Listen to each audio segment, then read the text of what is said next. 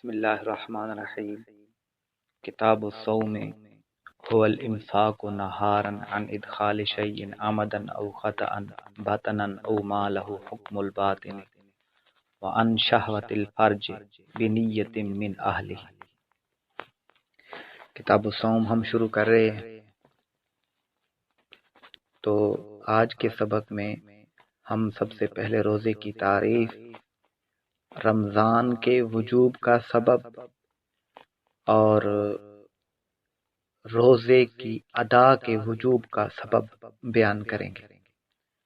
تو صاحب کتاب نے روزے کی تعریف یوں کی، هو الامساک، وہ رکنا ہے، ہوا کی ضمیر صوم کی طرف راجع ہے، یعنی صوم کا لغوی معنی ہوتا ہے رکنا، نہارن دن کو، ان ادخال شیء کسی شے کو داخل کرنے سے، یعنی کسی شے کو دن میں داخل کرنے سے رکنا، عمدن او خطأن، وہ جو رکنا ہے وہ جان بوجھ کر ہو یا خطأن ہو، یعنی روزہ یاد ہو اور غلطی سے کوئی شے انسان کے پیٹ میں داخل نہ ہو، باطنن پیٹ میں، او ما لہو حکم الباطن یا اس جگہ میں جو باطن کا حکم رکھتی ہے، یعنی پیٹ یا پیٹ کا حکم رکھنے والی شے میں جان بوجھ کر یا خطان کسی شے کو داخل کرنے سے رکنا، یہ روزہ کہلاتا ہے۔ اور آگے پھر ارشاد فرمایا وَعَنْ شَهْوَةِ الْفَرْجِ، اور فرج کی شہوت سے بھی رکنا، یعنی شرمگاہ کی شہوت سے رکنا۔ شہوت الفرج سے مراد ایک جماع ہے کہ اس سے بھی روزہ ٹوٹ جائے گا، اور جماع سے رکے رہنا یہ روزے میں ہے۔ دوسرا، ایسی ملائبت، ایسا بوس و کنار جس سے انزال ہو جائے، وہ بھی روزے کو توڑ دیتی ہے۔ تو شہوت فرج سے بھی رکنا یہ بھی روزہ کہلائے گا۔ اور آگے فرمایا بنیت من اہلہ، ایسی نیت، بنیت نیت کے ساتھ، یعنی روزے کی نیت بھی ہونی چاہیے، وگرنہ کوئی عادتاً ان چیزوں سے رکا رہا تو یہ روزہ نہیں کہلائے گا۔ من اہلہ، روزے کی اہلیت رکھنے والے سے، یعنی روزے کی جو اہلیت رکھتا ہے اس کا نیت کے ساتھ، شہوت فرج سے اور پیٹ میں یا جو چیز پیٹ کا حکم رکھتی ہے اس میں جان بوجھ کر یا خطاً کسی شے کو دن میں داخل کرنے سے رکے رہنا یہ روزہ کہلائے گا۔ یہ روزے کی انہوں نے تعریف بیان کی کہ روزہ دار جو روزہ کا مطلب یہ ہے کہ اپنے پیٹ میں یا جو چیز پیٹ کا حکم رکھتی ہے اس میں خطاً یا عمدن جان بوجھ کر کسی شے کے دن کو داخل ہونے سے رکے رہنا، اور فرج کی شہوت سے رکے رہنا نیت کے ساتھ، اور نیت کرنے والا نیت کی اہلیت ہی رکھتا ہو، یہ روزہ کہلائے گا۔ اب اس تعریف میں جو الفاظ انہوں نے بتائے ہیں ان کے جو فوائد حاصل ہوں گے وہ بھی سماعت فرما لیجئے۔ فرمایا هو الامساک نہارا، روزہ دن کو رکے رہنا ہے۔ جب نہار فرمایا تو رات، لیل یعنی کہ خارج ہو گئی، لیل کو رکے رہنا روزہ نہیں ہوگا۔ ان ادخال شیء، کسی شے کو داخل کرنے سے، ادخال فرمایا یعنی داخل کرنا فرمایا، داخل ہونا، دخول نہیں فرمایا، یعنی جو گرد و غبار یا دھواں وغیرہ خود بخود ناک کے ذریعے اگر پیٹ کی طرف چلا جائے تو یا دماغ کی طرف چلا جائے تو روزہ نہیں ٹوٹے گا، کیونکہ یہ ادخال نہیں ہے، یعنی یہ غبار وغیرہ یا دھواں وغیرہ کہیں سے گزرتے ہوئے جو انسان کے ناک کے ذریعے یا منہ کے ذریعے اندر چلا جائے گا وہ ادخال نہیں ہوگا، وہ دخول ہوگا۔ اور روزے کی تعریف میں ادخال ہے، یعنی داخل کرنا ہے، داخل ہونا نہیں ہے۔ اسی طرح پیٹ میں آگے فرمایا آمدن او خطأن، جان بوجھ کر یا خطأن رکے رہنا۔ اب ان دو الفاظ کو ذکر کر کے جو تیسری چیز ہے نسیانن، اس کو خارج کر دیا، یعنی کوئی شخص اگر بھول کر کھا پی لے تو اس کا روزہ نہیں ٹوٹے گا۔ آگے فرمایا باطنن، پیٹ میں داخل کرنا، او ما لہو حکم الباطن، یا جو چیز باطن کا حکم رکھتی ہے۔ باطن کا حکم رکھنے سے مراد دماغ ہے، تو دماغ وغیرہ میں بھی کوئی چیز چلی جائے تو روزہ ٹوٹ جائے گا، پیٹ میں کوئی چیز چلی جائے تو بھی روزہ ٹوٹ جائے گا۔ اور یہ جو چلے جانا ہے، داخل ہونا ہے، یہ ناک کے ذریعے، منہ کے ذریعے اور آنکھ کے ذریعے، یہ چیزیں کوئی شے اگر اندر داخل ہوگی تو پھر روزہ ٹوٹے گا۔ میں نے آنکھ کے ذریعے اس لیے کہا، آنکھ میں سرما ڈالنے سے تو روزہ نہیں ٹوٹے گا، لیکن اگر آنکھ میں دوائی وغیرہ ڈال دی تو پھر روزہ ٹوٹ جائے گا۔ اگرچہ بعض پرانے قدیم علماء کرام فرماتے ہیں کہ اس سے روزہ نہیں ٹوٹے گا، لیکن جدید سائنس کے تناظر میں مفتیان کرام کا یہ فتویٰ ہے کہ آنکھ سے حلق کی طرف رستہ ہے، منفذ ہے، کہ جو چیز آنکھ میں ڈالی جائے تو حلق کی طرف چلی جاتی ہے، تو دوا وغیرہ ڈالنے سے آنکھوں میں روزہ ٹوٹ جائے گا۔ ہاں، سرما پہنیں گے تو روزہ نہیں ٹوٹے گا، اس کی وجہ یہ کہ حضور صلی اللہ تعالی علیہ وآلہ وسلم نے خود سرما آنکھوں میں ڈالا ہے۔ اسی طرح کان کو میں نے ذکر نہیں کیا، حالانکہ قدیم علماء کرام کان میں دوا ڈالنے سے یا تیل ڈالنے سے روزہ توڑنے کا فتویٰ دیا کرتے تھے۔ جدید سائنس یہ ثابت کرتی ہے کہ کان کے اندر پردہ ہے، کوئی شے دماغ کی طرف نہیں جاتی۔ جدید سائنس کے تناظر میں مفتیان کرام نے یہ فتویٰ دے رکھا ہے کہ کان میں تیل ڈالنے سے یا دوا ڈالنے سے روزہ نہیں ٹوٹے گا۔ تو آگے فرمایا ان شہوت الفرج، میں نے یہ بتا دیا کہ شہوت فرج سے دو چیزیں مراد ہیں، ایک جماع نام ہے دخول حشفہ کا، یعنی مرد کا اپنی بیوی کی شرمگاہ میں اپنے عضو کا سرا داخل کرنا، اس سے بھی روزہ ٹوٹ جائے گا۔ دوسرا یہ کہ ایسی ملاعبت ہو، ایسا بوس و کنار ہو کہ اس بوس و کنار سے انزال ہو جائے تو بھی روزہ ٹوٹ جائے گا، اور اس کے لیے نیت کا ہونا ضروری ہے۔ آگے فرمایا من اہلہ، ایسے شخص کی نیت جو نیت کی اہلیت رکھتا ہے۔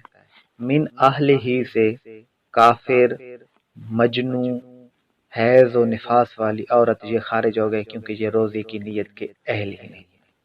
بہرحال یہ روزے کی تعریف ہوئی کہ روزہ پیٹ میں یا جو چیز حکم پیٹ کا حکم رکھتی ہے اس میں جان بوجھ کر یا خطاً کسی شے کو داخل کرنے سے دن میں رکے رہنا اور جماع سے رکے رہنا یہ روزہ کہلاتا ہے، اور اس میں اہل بندے سے نیت کا ہونا بھی ضروری ہوتا ہے۔ آگے فرمایا وَسَبَبُ وُجُوبِ رَمَضَانَ شُهُودُ جُزْءٍ مِّنْهُ، اور رمضان کے وجوب کا سبب رمضان کے جز کا پایا جانا ہے۔ من ہو کی جو ضمیر ہے یہ رمضان کی طرف لوٹ رہی ہے، یعنی رمضان کے کسی بھی جز کا پایا جانا یہ رمضان کے وجوب کا سبب ہے. یعنی اس میں صورت مسئلہ یہ ہو سکتی ہے کہ کوئی شخص اگر پورا مہینہ بے ہوش رہا، رمضان کا مہینہ، اس نے رمضان کے مہینے کا کوئی جز نہیں پایا، تو اس پر رمضان کے روزے فرض نہیں ہوں گے.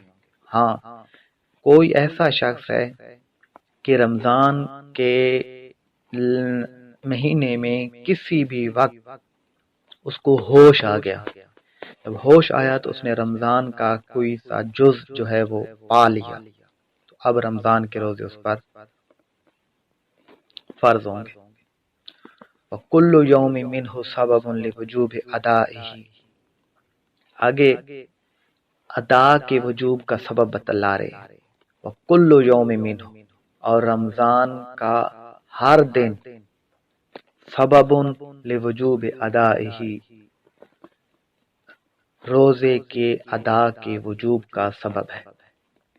رمضان کا ہر دن روزے کی ادا کے وجوب کا سبب ہے. یعنی جو شخص بھی رمضان کا دن پائے گا، اس بندے پر رمضان کا وہ روزہ رکھنا اس کے لیے واجب ہوگا، ضروری ہوگا. مثال کے طور پر کوئی شخص 15 رمضان المبارک کو بالغ ہوا، تو اب وہ اگلے 15 دن یا 14 دن جو دن پائے گا اس میں بالغ ہوگا، تو اگلے 15 دنوں کے روزے اس پر واجب ہوں گے. ہاں، جو دن گزر گئے، چونکہ وہ دن اس نے پائے تو تھے لیکن اس میں شرطیں نہیں پائی جاتی تھیں، تو گزشتہ دنوں کے روزے اس پر فرض نہیں ہوں گے، یعنی شرط کے مطابق اس نے اگلے دن پائے ہیں. اسی طرح اگر کوئی شخص 15 رمضان المبارک کو یا 20 رمضان المبارک کو مسلمان ہوا، تو اگلے جتنے دن بھی ہوں گے ان کے لیے اگلے دنوں کا یعنی 10 دنوں کے روزے رکھنا اس پر واجب ہوں گے.